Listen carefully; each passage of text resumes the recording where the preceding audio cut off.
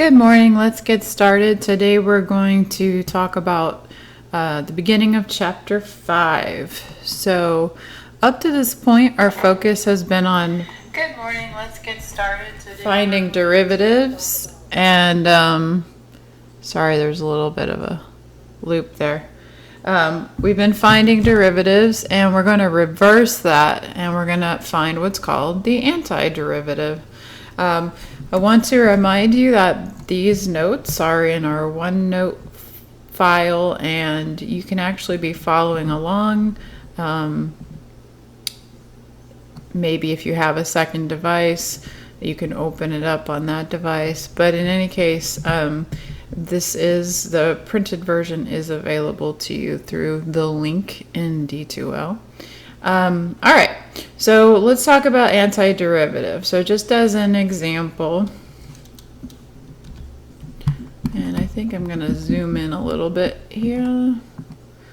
Okay, if I know that I took the derivative of a function f and I got its derivative is x squared, then what would f of x have to have been? That's the question that we're answering. And speaking of questions, if you have any, just go ahead and type them into the chat bar. And there is a bit of a delay between when I talk and when you hear me, so be patient. I will respond to your questions. All right, so we know that when we take the derivative of x to a power, we have to bring the power up front and subtract 1 from it. So to end up with x squared, we would have to have started with x cubed. But the original function could not have been just x cubed, because if you have y equals x cubed and you take the derivative, y prime would be 3 times x squared, and we just want x squared. So it turns out that if you think about it, in order to kind of reverse that product of 3, we'd have to divide by 3. So if you take the derivative of x cubed over 3, then you're going to get 3x cubed over 3. The 3's cancel, 3x squared rather, over 3. The 3's cancel, and you're just left with x squared. But that's not the only function that would have a derivative of x squared. Remember, we're looking for a function that has a derivative of x squared. But there are actually many functions that have a derivative of f of x equals x squared. For example, we might have the function g of x equals 1/3 x cubed minus 1. Right, so if you take the derivative of that, g prime of x, we would leave the 1/3 by itself, or leave it alone, and then we would take the derivative of x cubed and get 3x squared, and the derivative of -1 is 0. 1/3 times 3 is x squared, so this is just going to be x squared. Or we could have had really any constant being added to the end of 1/3 x cubed, like maybe 100. And when we take the derivative of that function, that constant is going to go to 0. So this would still be 1/3 times 3x squared plus 0, or just x squared. Any function of the form 1/3 x cubed plus some constant value is going to have that same derivative of x squared. So in fact,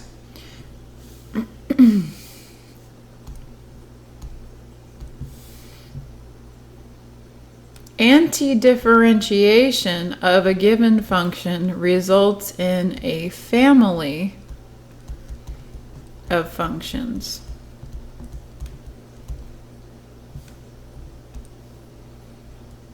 Or a whole class of functions. Functions that are the same except for their constant.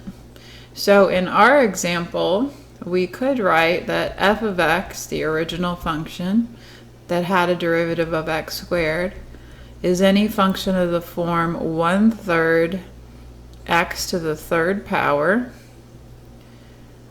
plus any number c where c is a real number. Positive, negative, it doesn't matter. Because if you take the derivative of any function of that form, you're going to get x squared.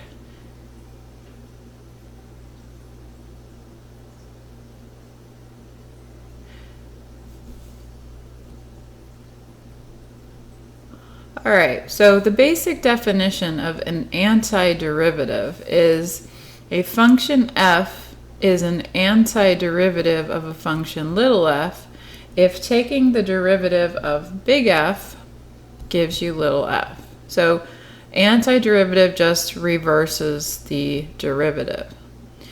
We're going to be introducing some new notation here to deal with antiderivatives. This is called the indefinite integral. The symbol, it looks like an elongated S, and there's a reason for that. It comes from a sum, but we're not going to go into that right now. But that's called the integral sign. The function that you're integrating or reversing to find what you took the derivative of to get that function is called the integrand. And this dx here, this has to appear anytime you have an integral symbol. This tells you what variable you're integrating with respect to.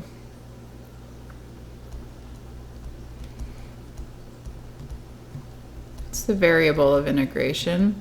And then once you take that antiderivative, you're going to get some new function where the derivative of that function, the capital F prime, is equal to the original function f of x. Plus, you're going to have this constant c. You always have to put plus c when you find an integral because, again, we get a whole family of functions when we integrate.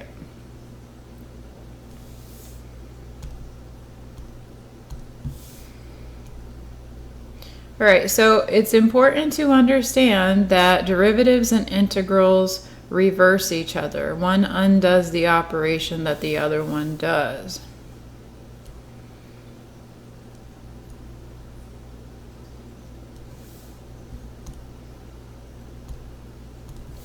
So, for example, or actually in general, if you take the derivative of the integral, you get the original function back.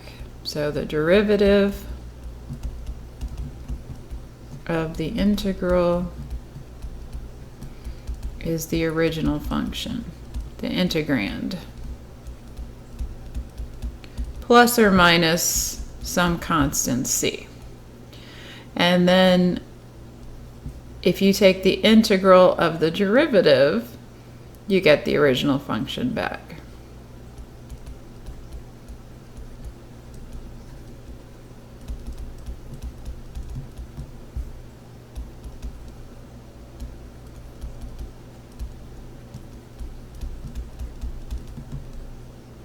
Plus or minus some constant c.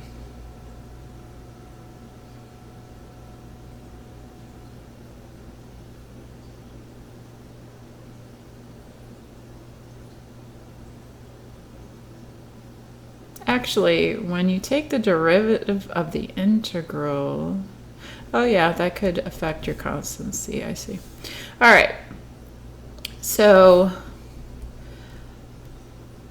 that's the idea behind integration, and you're going to have to learn some rules of integration just like you learned rules of derivatives. So for each one of the rules we've learned before for taking a derivative, you're going to have one that reverses it for an integral for the most part. There's no reverse for the product rule or quotient rule, but we have other ways around that. So anyway, remember, for example, when we take the derivative of x to the power n, we have to multiply by the n and then subtract 1 from the exponent. So it makes sense if integration is the reverse of that we're going to do the reverse operation. So if you take the integral of x to the n dx, where n is a number, then you're going to have to add 1 to the exponent and divide by it in that order. So you get x to the n plus 1 over n plus 1. For example, if I ask you to integrate x to the 5th dx, you're going to say, okay, I need to increase the power by 1 and divide by it. So the original function could be any function of the form x to the 6th over 6 plus c. All right, number 2. We know that when we take the derivative with respect to x of e to the x, we just get e to the x. Similarly for integration, but just remember it could have been e to the x plus c that we took the derivative of, where c is any real number. You always have that plus c on the end. You might remember that the derivative of the natural log of x is 1 over x. Well, so when we take the integral of 1 over x with respect to x, we get the natural log of x. It actually turns out to be the natural log of the absolute value of x. Because remember, you can only take the natural log of a positive number, but it works out in any case to be the natural log of the absolute value of x plus c. This is tricky because sometimes you're given the integral in the form of the integral of x to the negative 1, and people want to add 1 to the exponent and divide by it, but that would result in division by 0. So that's your kind of heads up, oh wait, I made a mistake. Actually, the integral of x to the negative 1 is natural log absolute value of x plus c. Okay, also, anytime you take the integral of a constant times a function, you can just leave that constant k the same and go ahead and take the integral of the function using any techniques that you might want. And then finally, we learned previously that the derivative of a sum was the sum of the derivatives. Well, that works the same for integrals. The integral of a sum or difference is the integral of each part added or subtracted together. All right, so let's practice some of these. All right, so this first one is a situation where we have a k, a constant, right? So we can bring that out front. So it's just the integral dx. Or in other words, maybe it would help to think of it as the integral of 1 times dx. So what has a derivative of just 1 is x. So this is going to be 5 times x, and then you always have the plus c. In fact, let's add to our list of rules up here that the integral dx is just x. In other words, the integral of 1 times dx is just x. Why? Because the derivative of x is 1 and they reverse each other. Okay, let's try the next one. Let's see, we're going to go over to part B now. The integral of 9e to the x. So again, when you have that constant multiple, the coefficient, just think of it as being out front. You don't have to write this step, but just to emphasize that 9 stays a coefficient. The integral of e to the x is e to the x. So we're going to have 9e to the x, but you always have to put plus c because the derivative of 9e to the x, say plus 5 or minus 10 or whatever, is still going to be, the derivative of 9e to the x plus 5 or 9e to the x minus 10 would still be 9e to the x. So you get a whole family of answers. Part C, we have the integral of 5t to the 7th dt. So again, I'm going to leave the 5 out front and just focus on the integral of t to the 7th with respect to t. So this is a power rule problem. Remember, the integral of x to the n dx is x to the n plus 1 over n plus 1 plus c. So in this case, it's t's instead of x's, but it means the same thing. So we're going to have 5 times the integral of t to the 7th is t to the 8th over 8, and then plus c. Or you might choose to write that as 5/8 t to the 8th plus c. There's no one right way to do it. That's our family of functions. All right, let's look at part D. Part D has multiple terms, so remember you just focus on integrating each part. So, for example, to integrate 4x cubed, leave the 4 the same. We're going to focus in on x to the power, add 1 to the exponent, and divide by it. So it's going to be x to the 4th over 4 plus, now let's look at this term. We have a 2, the 2 stays the same. Thinking of this as x to the first power, then add 1 to the power and divide by it. So we have x squared over 2 minus integral of 1 dx is just x, remember, and then we can put a plus c here to get our whole family of functions. Simplifying, the 4 divided by 4 is 1, 2 divided by 2 is 1, so we just get x to the 4th plus x squared minus x plus c. Now if you wanted to, you could check your answer, right? The derivative of x to the 4th is 4x cubed. The derivative of x squared is 2x. The derivative of negative x is negative 1. And the derivative of c is 0.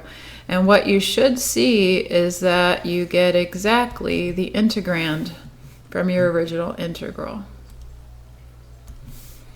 So anytime you want to check to see that you got the answer right on an integral, just take the derivative.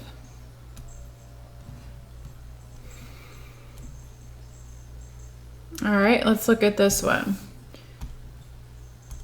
All right, so here we're going to have to use the rule for e to the x. So we have a constant out front that's going to stay the same. Here, this is the same as 3 times 1 over x, or 3 times x to the negative 1. So what rule are we going to need to use for that? Remember, that would be rule 3. The integral of 1 over x, or x to the negative 1 dx, is the natural log of the absolute value of x. So let's do this. Okay. So the integral of 2e to the x, the 2 stays the same, and the integral of e to the x is still just e to the x. Plus, here we have the 3 staying the same, and we have the integral of 1 over x is natural log absolute value of x, plus any constant c would work. So this is the integral for this guy.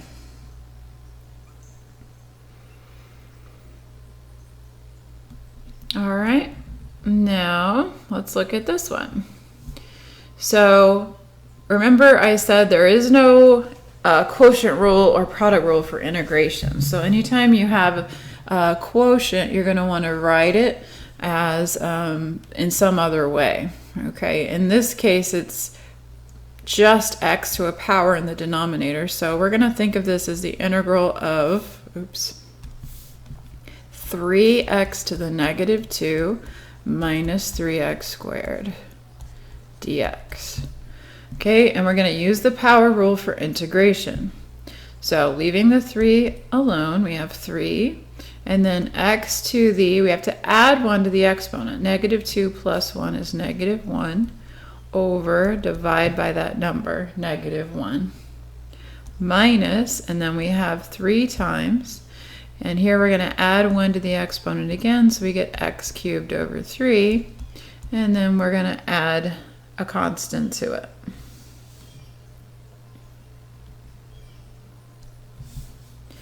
Okay. So that means, simplifying just a bit, negative 1 goes into 3, negative 3. We don't like to leave x to the negative 1, so I'm going to bring it down and make it a positive exponent, 3 over x. And then minus 3 goes into 3 one time, so we have just x cubed, and then plus c.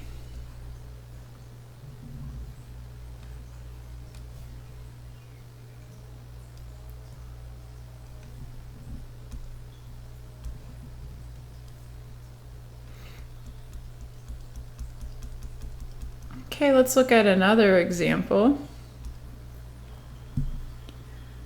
All right, we have the integral of 4 dx over x cubed. This is really the same thing as 4 times, Well, let's put the integral of 4 over 1 times 1 over x cubed times dx over 1, right? I'm just to show you this can all be broken up, but 4 over 1 is just 4, and 1 over x cubed is x to the negative third dx.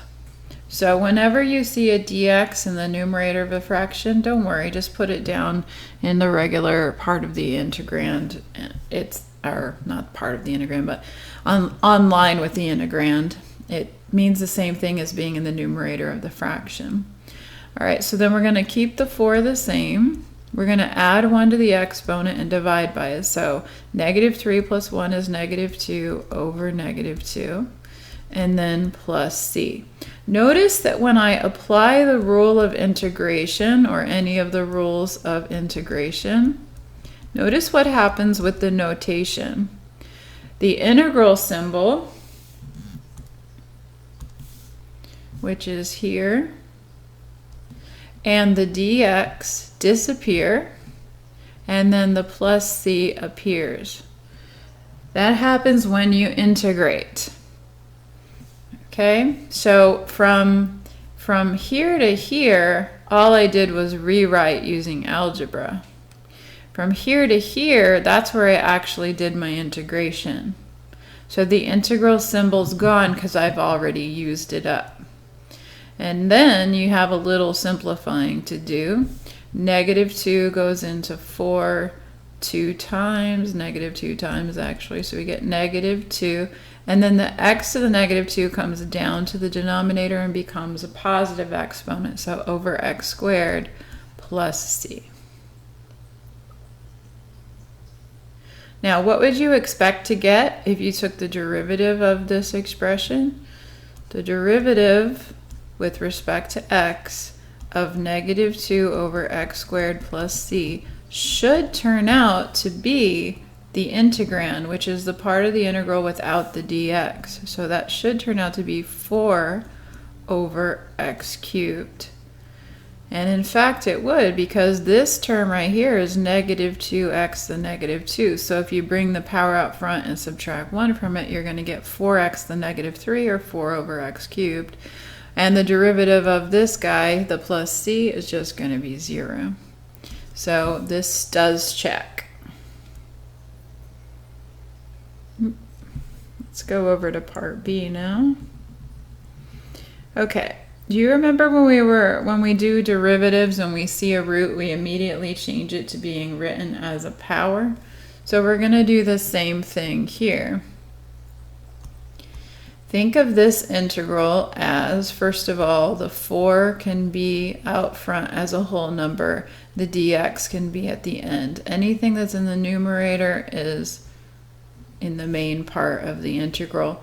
And then we have this is really x to the 3 halves, right? A square root is a 1/2 power. 1/2 times 3 is 3 halves. So this is x to the 3 halves, but it's in the denominator. So to bring it up to the regular in line with everything else, you have to change it to a negative exponent. So 4x to the negative 3 halves dx. All right, that is just using algebra. I haven't integrated yet, so I still am writing my integral symbol and my dx. But now we're going to actually integrate, which means we will no longer write the integral symbol and the dx. We're going to write 4. Then we're going to have x to the negative 3 halves plus 1 over negative 3 halves plus 1, and then plus c. You don't have to write out this step, but I just want to emphasize that when I'm adding negative 3 halves plus 1, I'm adding negative 3 halves plus 2 over 2. So that's going to give you a negative 1/2. So that's 4x to the negative 1/2 over negative 1/2 plus c. Keep that, as soon as the integral goes away, that plus c has to appear in it, and it's going to stay there. We get a whole family of values.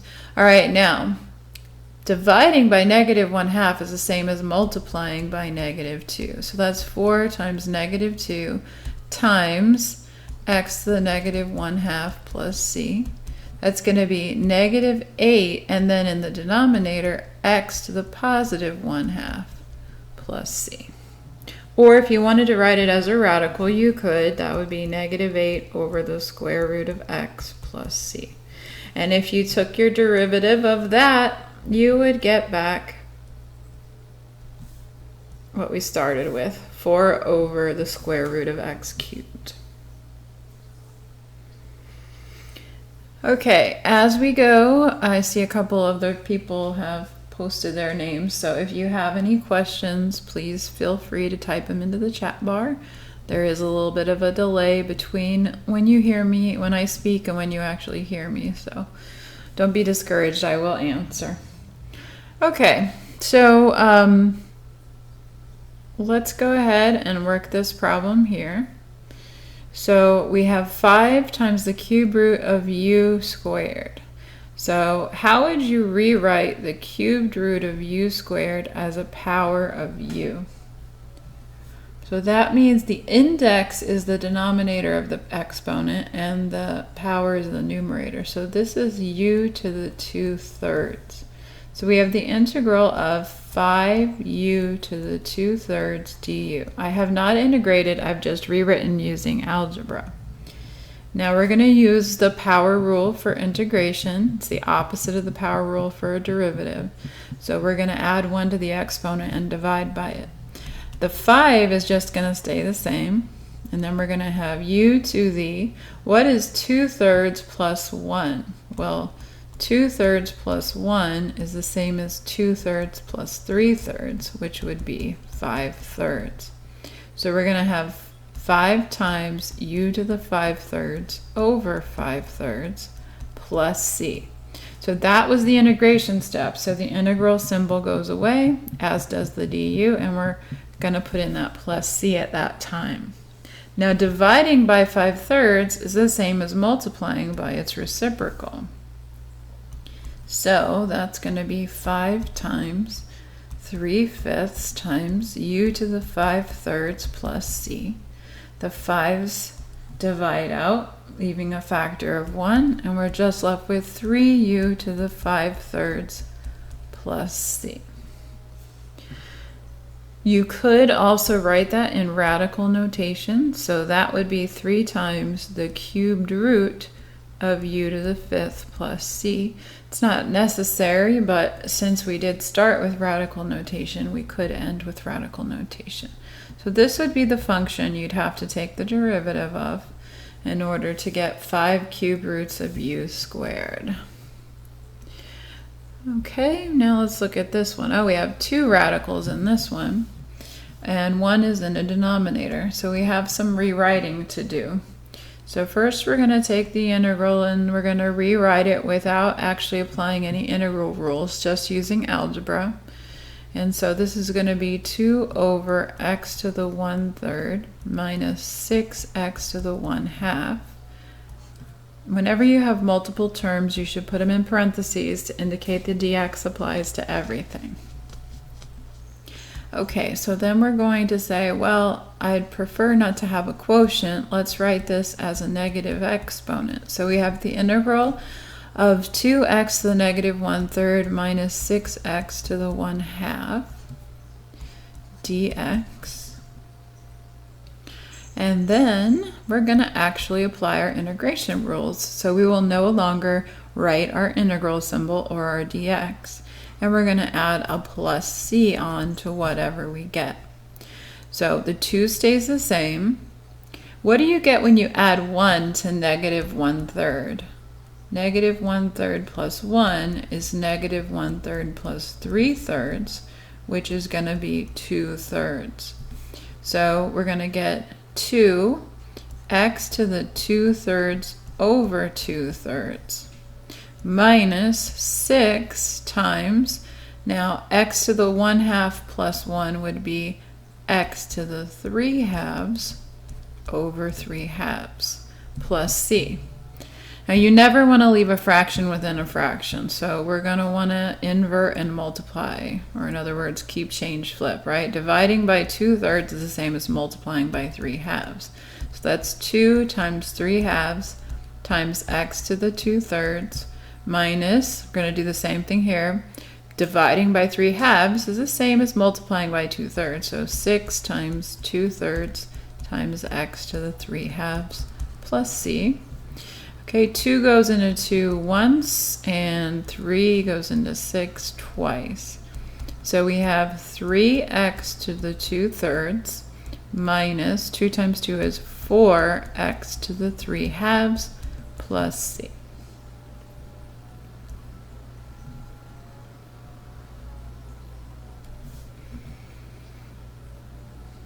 Okay, so that's how you take the derivative using those basic rules. Now, so far we have found whole families of antiderivatives, but it is possible to be asked to find a particular antiderivative. Only thing you need to find a particular antiderivative, the original function that has a given derivative, is one point that it goes through. Let me explain why. So here we're told that the derivative of a function y is equal to 2x. One possible function that would have that derivative would be the function y equals x squared. Would you agree with that? The derivative of x squared is 2x. What does y equals x squared look like? Y equals x squared looks like this. Okay, and if you add or subtract a constant to this, like for example x squared plus 1, the only effect it has on the function is to shift it up or down. So this is y equals x squared plus 1, this is y equals x squared. If I had a y equals x squared minus 1, it would be down here. It would have the same shape, but just be positioned differently in the plane. And what is it that dy dx represents? Well, it represents the slope or the shape of the function. So we're being told the shape, but we're just not being told where it is in the plane. However, if I tell you it passes through the point 2,5, there's only going to be one of this family of functions that actually passes through the point 2,5 up here somewhere. So let's see how we can figure out which one of these parabolas of the form y equals x squared plus c actually passes through 2,5. That's what we're going to be doing in this problem. All right, so when you have a question like this one, find the equation of the curve that passes through 2,5 if the slope of the curve is given by the equation dy dx equals 2x at any point. Then what you're going to want to do is take the antiderivative of 2x with respect to x. That's going to be 2, remember x is to the power of 1. You're going to add 1 to the exponent and divide by it, and put a plus c. 2 goes into 2 once, so that's just x squared plus c, which is what I told you that it was going to be a minute ago. That's this whole family of functions. Now what we want to know is which one goes through the point 2,5. Well, we know the function is of the form y equals x squared plus c, and we know that the point 2,5 is on the function, which means that if x is equal to 5, then y has to be equal to 2. So let's see what that tells us.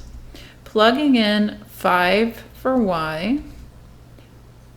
Oh, I just did that backwards. Sorry, guys. Let me fix that. When x is 2, y is 5, not the other way around. Okay, so if we plug in y equals 5 and x equals 2, then we're going to get 5 equals 4 plus c. So we subtract 4 and we get c is equal to 1. So it's actually this function x squared plus 1 that goes through the point 2, 5. This one right here. Oh, my graph is really messy, sorry. Okay, so my 2, 5 is probably somewhere a little further up there. But you got the idea. So if you're given the derivative and a particular point on the original function, you can find the original function. So your answer to this would be y equals x squared plus 1.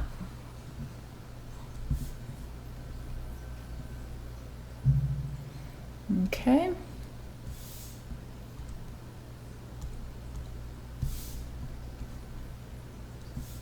All right, let's look at an application problem that involves the same idea. So it says if the marginal cost of producing, and remember marginal just means derivative, so the derivative of the cost.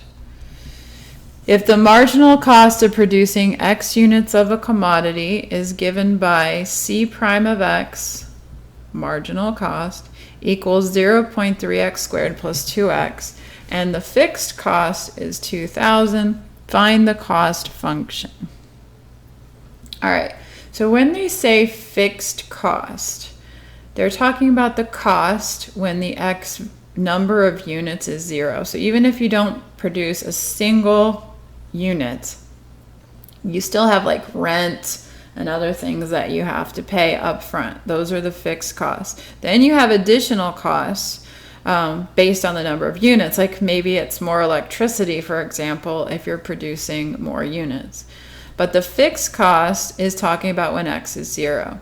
So what this is saying is that our function goes through the point 0, 2,000. So when x is 0, c of x, or y, is 2,000. So they're giving us the derivative, but they're also giving us a point on the graph. So we can find the original function. So the procedure is to integrate the derivative. So you're going to find the integral of c prime of x dx, and that will equal the cost function plus or minus some constant, which we usually call c, but don't confuse that with the cost function.